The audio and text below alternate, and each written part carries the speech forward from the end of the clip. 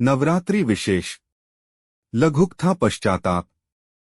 ये फूल नारियल का पैकेट कितने का होगा? माजी निधि ने महामाया मंदिर के सामने नारियल प्रसाद वाली महिला से पूछा।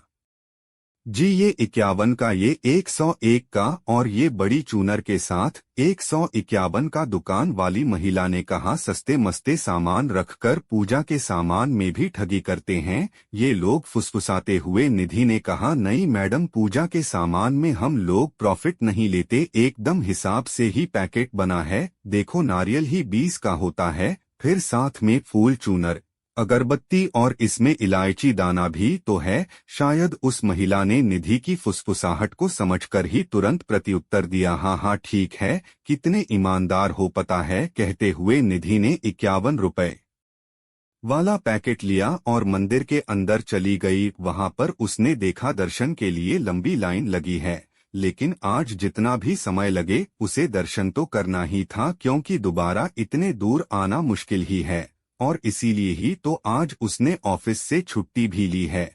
और अब थोड़ी देर बाद उसने ध्यान दिया, लाइन में खड़ी उसके सामने वाली दो महिलाएं आपस में बात कर रही थीं। नैना, तुमने कहाँ से लिया नारियल पैकेट? मंदिर के सामने जो नारियल वाली बैठी है उससे क्यों, क्या हुआ? अरे वो न हमारे घर के पास ही रहती है, उसके बेटे का 6 महीने पहले इतना बड़ा एक्सीडेंट हो गया था, तब से ही वो बेचारा बिस्तर में पड़ा है। कमाने वाला घर में एक वही था, उसका पति तो पिछले साल ही नहीं रहा। वो जो कुछ कमाती है न उससे ही उसका घर चलाना मुश्किल होता है।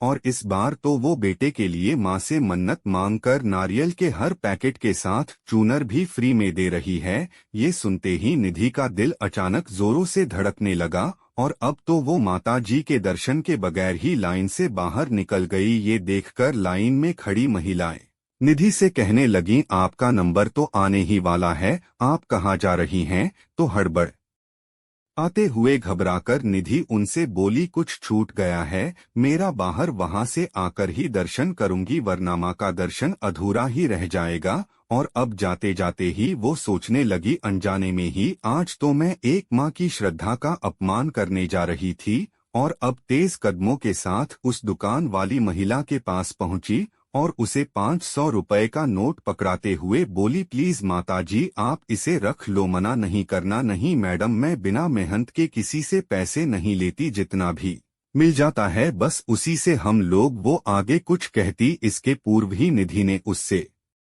मनुहार करते हुए कहा, माताजी ये मेरी तरफ से प्रसाद के रूप में ही ले लो, ये दान नहीं, एक माँ दूसरी माँ को अपनी श्रद्धा से दे रही है। कहते हुए निधि के होंठ थर्राने लगे। ये देखकर तत्क्षण दोनों ही माँ की आंखें अब आंसू और ममता से भीग रही थी। तभी मंदिर में मंत्र गूंजा, या देवी सर्वभूतेषु श्रद्धा रूपेण संस्थिता, नमस्तस्यै नमस्तस्यै नमस्तस्यै नमो नमः।